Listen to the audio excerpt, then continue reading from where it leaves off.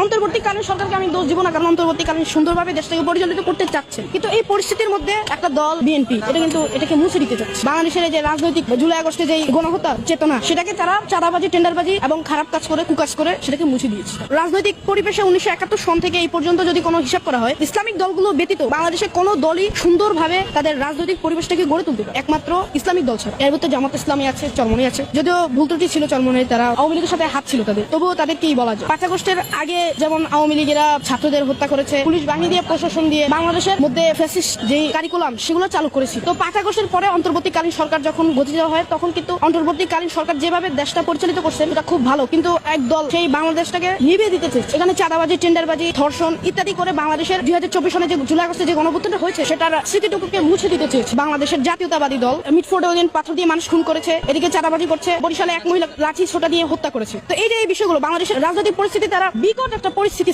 সৃষ্টি করেছে। কয়দিন পরে পরে খুন খারাপি, পাথর দিয়ে মানুষ হত্যা করা, চাঁদাবাজি, ধর্ষণ, টেন্ডারবাজি ইত্যাদি আগের মতোই তারা পরিচালিত করছে। বর্তমানে বাংলাদেশের যে পরিস্থিতি, জুলাই আগস্টের পরে যে একটা স্বাধীন বাংলাদেশ গড়ে তুলতে পারবে অন্তর্বর্তীকালীন সরকার, সেটাকে তারা মুছে দিতে চাচ্ছে। আমি এদিক থেকে বলবো যে বাংলাদেশ স্বাধীন হওয়ার পরেও বাংলাদেশ অনেকবার স্বাধীন হয়েছে। বাংলাদেশের মূল স্বাধীনতা ছিল 1971 পরে। 1971 সালে এই পর্যন্ত কোনো ন্যায় বিচার প্রতিষ্ঠা হয়। বাংলাদেশের বিচার বিভাগে রাজনৈতিক দলগুলোর সমস্যা এবং বাংলাদেশেরও মানুষের অনেক দোষ, এবং কি যারা দেশের জন্য দায়িত্ব নিয়েছে তারা খারাপভাবে দেশটাকে পরিচালিত করছে। বিএনপিকে দেখা গেছে, আওয়ামী লীগকে দেখছি, জাতীয় পার্টিকে দেখছি, শুধু জামায়াতকে দেখিনি। বাংলাদেশের 5 আগস্টের পরবর্তী এই সময় পর্যন্ত বাংলাদেশের মধ্যে বাংলাদেশ জামায়াত ইসলামী একটা কর্মকাণ্ড খারাপ নেই।